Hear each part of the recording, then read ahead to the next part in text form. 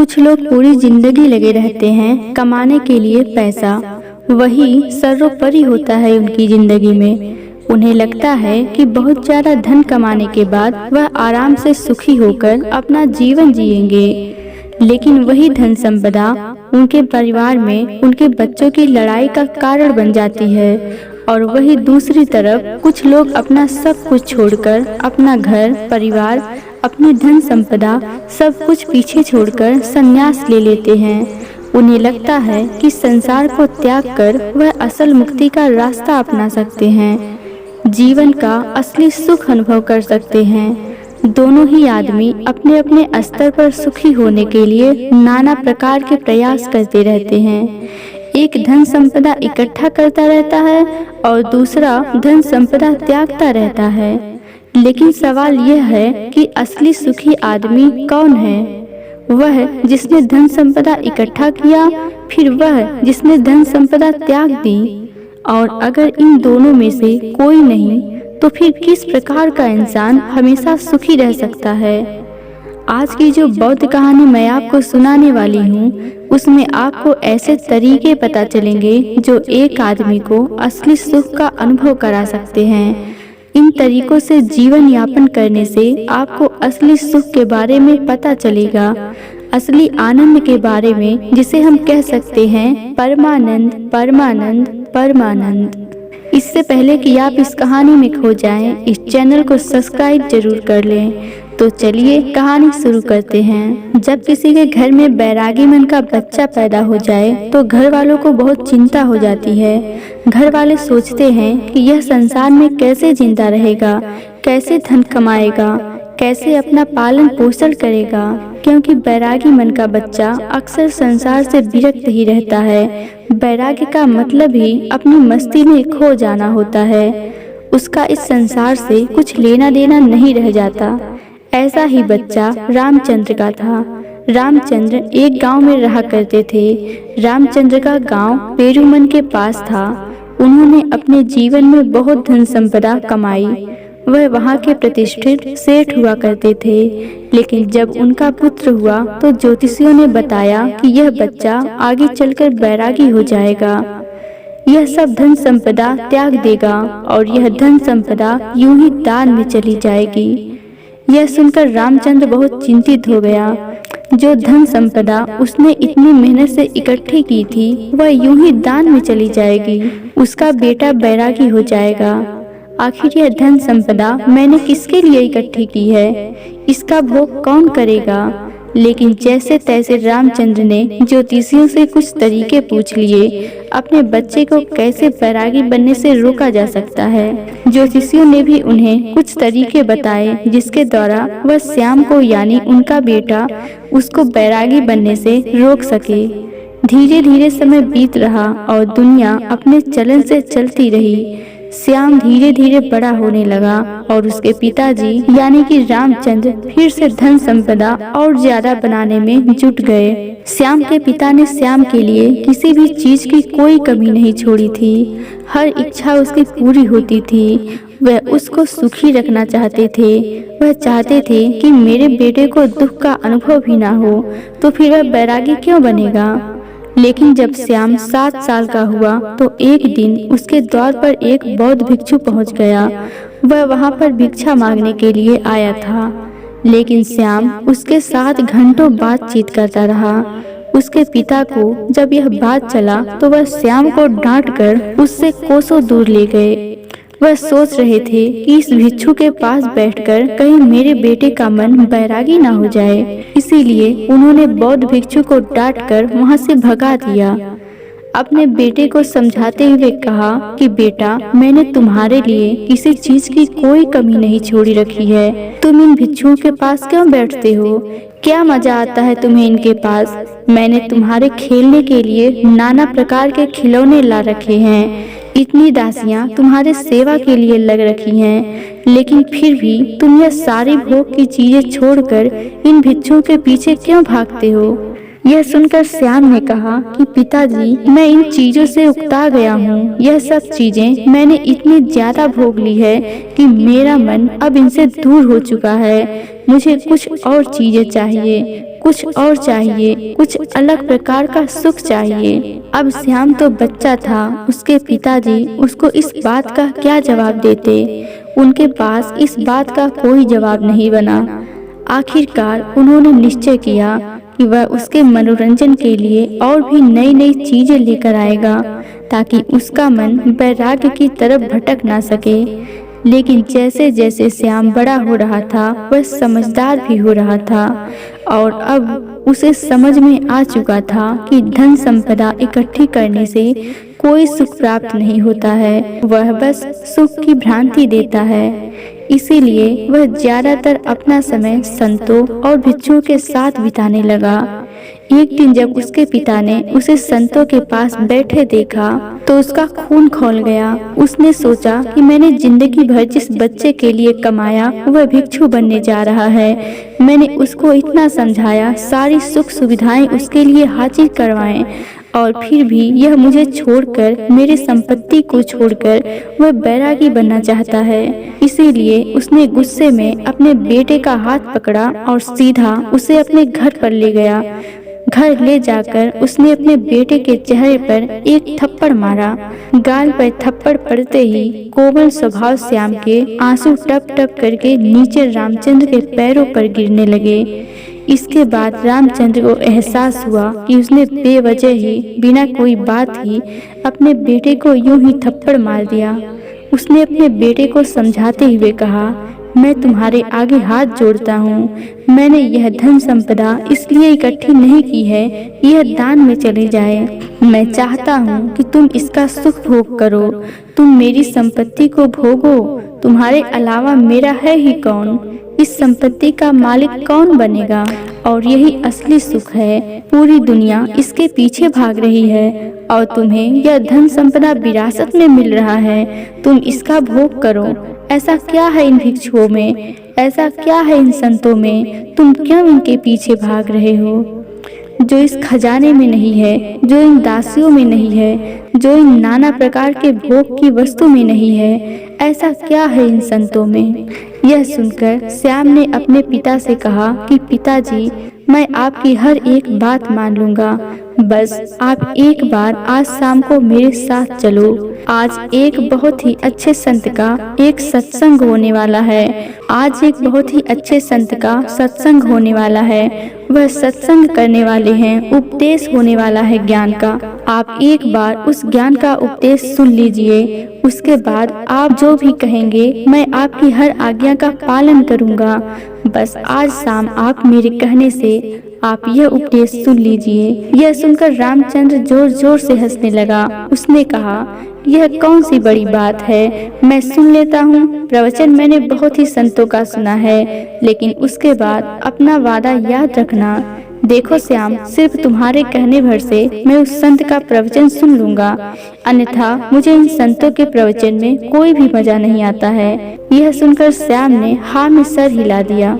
शाम को दोनों बाप बेटे उस संत के प्रवचन में पहुंच गए, जहां पर वह संत आज उपदेश देने वाले थे। थोड़ी देर बाद जब वहां पर पहुंचे तो संत को सभी लोग उठकर उनका अभिवादन किया। उसके बाद संत ने कहना शुरू किया कि संतोष के फल बहुत मीठे होते हैं। जो आदमी संतोष का फल चख लेता है उसके मन में अपार शांति का उदय होता है। इंसान को जो कुछ मिला है उसी में उसको संतोष करने का अभ्यास करना चाहिए। कोई आदमी गरीब है तो कोई आदमी अमीर है, लेकिन दोनों में ही ज्यादा धन पाने की इच्छा है, ज्यादा धन पाने की लालसा है, तो दोनों में अंतर क्या हुआ? लेकिन जो इंसान जितने में है उसी में संतोष करना सीख लेता है तो उस इंसान ने परमात्मा की तरफ अपना पहला कदम बढ़ा दिया है। तो वहीं पर सभा में एक विकलांग आदमी बैठा हुआ था। यह सुनकर उसका मन उद्विग्न हो गया। वह संत से पूछा कि हे महात्मा, आप कहते हैं कि संतोष रखिए, मैं किस प्रकार संतोष रखूं? मुझे भगवान ने क्या दिया? मुझे तो हाथ पैर भी सही सलामत नहीं दिए ताकि मैं अपना पेट भर सकूं। अब आप ही बताइए कि मैं संतोष किस प्रकार रखूं, मैं कितना अपने मन को समझाऊं। यह सुनकर उस संत ने मुस्कुराते हुए कहा कि बंदे, असंतोष रखने से क्या तुम अपने हाथ पैर वापस ला सकते हो? ठीक है, मैं कहता हूँ कि तुम संतोष मत रखो, उससे क्या फायदा होगा, परंतु तुम्हारे हाथ पैर तो फिर भी नहीं आएंगे। लेकिन असंतोष की वजह से तुम अपने मन को, अपने चित्त को दुखी जरूर कर लोगे। इसीलिए तुम्हारे पास कोई भी विकल्प नहीं है संतोष के अलावा। तुम्हें चाहे मजबूरी बस या अपने मन के अनुसार ही संतोष पैदा करना ही होगा। उसी संतोष को पैदा करने के बाद तुम अपने मन की शांति प्राप्त कर सकते हो। याद रखना, जीवन का परम लक्ष्य एकमात्र होता है और वो होता है अपने मन की एकाग्रता। चाहे हम माया के सागर में पड़कर यह भूल जाएं कि जीवन का परम लक्ष्य क्या होता है, हमें भूल जाते हैं। हम नई नई लक्ष्य बना लेते हैं जीवन में, यह प्राप्त करना है, वह प्राप्त करना है, जीवन में अमीर बनना है, प्रतिष्ठित बनना है, और यही लक्ष्य हम सर्वोच्च लक्ष्य बना लेते हैं। लेकिन यह सब माया का एक सागर है। लेकिन जिस दिन तुम माया के सागर को पार करके दूसरे किनारे पर पहुंच जाओगे, उस दिन तुम्हें एहसास होगा कि जीवन का परम लक्ष्य एक ही होना चाहिए, और वह है मन की शांति, मन की एकाग्रता, मन की एकाग्रता।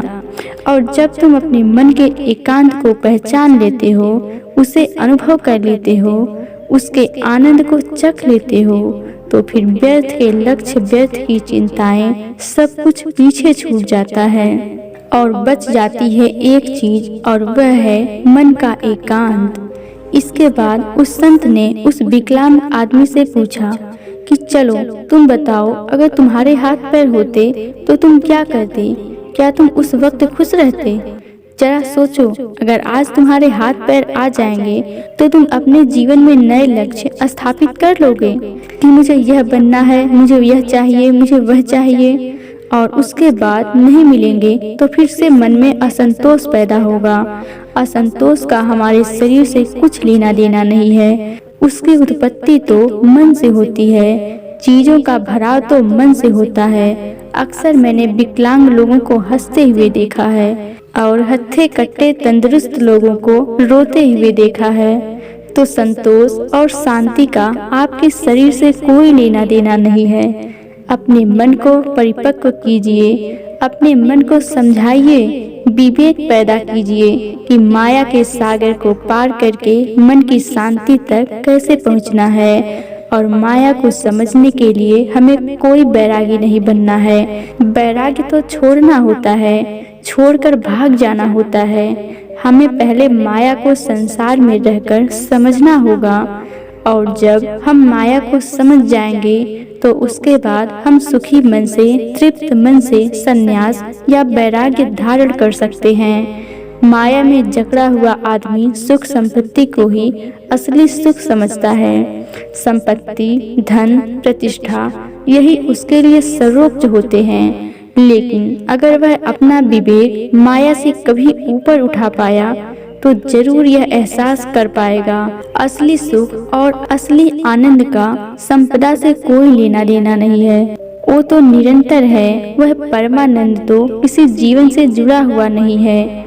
वह तो सिर्फ परमात्मा के लिए है, वह शाश्वत सत्ता के लिए है जो उसको माया से बाहर उतार रही है। प्रभु का स्मरण या कहें कि ध्यान, यह दोनों चीजें आपको माया से ऊपर उठाकर एक नया नजरिया प्रदान करती है, और वही नजरिया परमानंद का होता है।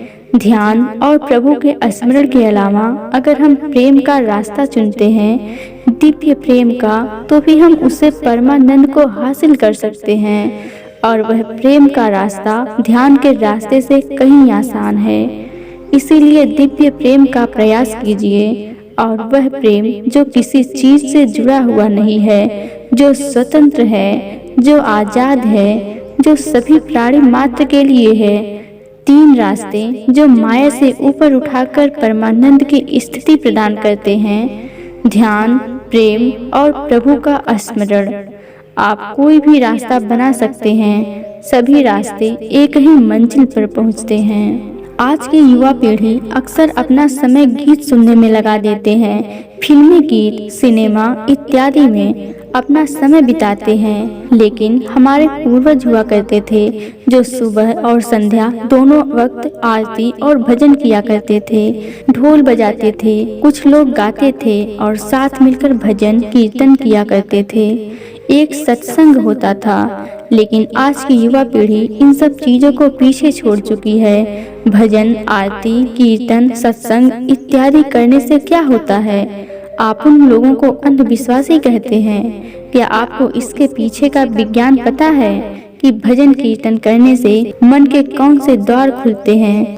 चलिए मैं आपको बताती हूँ। जब भी हम कोई भजन कीर्तन करते हैं, उसमें शामिल होते हैं, तो उसमें हमारा चित्त शामिल हो जाता है। कोई आदमी बजा रहा होता है तो कोई गा रहा होता है, कोई ताली बजा रहा होता है और इन भजन और कीर्तन के साथ अपनी जिंदगी के अतीत की चिंताएं पीछे ही छोड़ देता है और उसी भजन में उसका मन लग जाता है और वह मन भूल जाता है, वह मन पवित्र हो जाता है, जैसे किसी ने हमारे मन को साफ पानी में धोकर बाहर निकाल लिया। ऐसे ही क्षण होते हैं ध्यान के और वही क्षण भजन कीर्तन और सत्संग में मिलते हैं। इसीलिए आज के बाद कभी भी यह मत सोचना कि भजन कीर्तन और सत्संग सब व्यर्थ होता है। वह व्यर्थ नहीं होता, व्यर्थ होती है हमारी सोच। इसीलिए युवा पीढ़ी से मेरी गुजारिश है कि भजन कीर्तन और सत्संग या ध्यान, प्रेम इत्यादि में अपना समय बिताएं, इनके बारे में समझें ताकि आप अपने मन के परमानंद के द्वार को खोल सकें, एक अद्भुत आनंद अनुभव कर सकें। प्रातः काल उसमें मेरा कार्य फायदा नहीं है, ना ही मेरा कोई नुकसान एकत्र हो गए। मैं तो बस गौतम चाहती हूँ जो स्वाद देना आरंभ कर दिया, जो स्वाद मैंने चखा आज मैं अच्छा लगा, ऐसे व्यक्ति की कथा लोग भी चख सके, जिसके पास भी उसका छोटे हुए भी वह दुखी था। ये भजन कीर्तन सत्संग वगैरह आप अपने घर पर भी किसी नगर में एक से दोस्तों के साथ उसके पास लाखों की संपत्ति, जो समय बहुत बड़ी लड़ाने में लगे रहते हैं, वही समय आप फिर सेठ के मन को सीखने में लगा सकते हैं। एक दिन ढोल बजाना सीख उसे बताया कि यहाँ भजन ज्ञान करके एक साथ गाना सीख सकते हैं। वह लोगों को ऐसे आप ही प्रदान कर देता है कि उससे मन आपके मन मिल जाएंगे। एक सेठ उस साधु के पास गया और उसे प्रणाम करके एक निवेदन का उदय होगा, महाराज परमानंद का द्वार मिलेगा, पर आखिर भी मेरा बहुत आसान रहता है और गरीब दोनों में कोई भेद नहीं है कि मेरी अशांति दूर हो जाए। के सागर को पार करके साधु परमानंद की अनुभूति नहीं ले लेता है या और कुछ, और जिस आदमी ने परमानंद की अनुभूति ले ली और ना तो वह हमेशा के लिए शांत और ना ही वह अमीर, लेकिन वह सम्राट बन जाता है, क्योंकि बल्कि अगले वह चीज अनुभव की है। धूप में जो एक अमीर और गरीब दोनों में से कोई छाया में जाकर चैन से बैठा रहा। एक मध्य गर्मी के आदमी जो कि मेरी यह वीडियो देख रहे हैं, उसको बहुत गुस्सा आया माया और उसने किसी तरीके से खुद को परमानंद को हासिल कर सकते हैं। दूसरे दिन साधु ने बस उन्हें अपने मन को एक नई धारा देने की जरूरत है, के मारे एक नया रास्ता दिखाने की जरूरत है। उसके बाद आप अपने व्यर्थ के लक्ष्य छोड़कर उस लक्ष्य की तरफ चलेंगे जो वास्तविक है, जो वास्तविक आनंद प्रदान करता है, और उसके बाद आपके मन की सारी भ्रांतियां टूट जाएंगी कि असली सुख कैसे प्राप्त किया जाता है। तो दोस्तों, कैसी लगी यह कहानी आपको कमेंट सेक्शन में जरूर बताना, और अच्छी लगी तो इस चैनल को सब्सक्राइब जरूर कर लेना। तो मिलते हैं अगली कहानी में, तब तक के लिए अपना ख्याल रखें।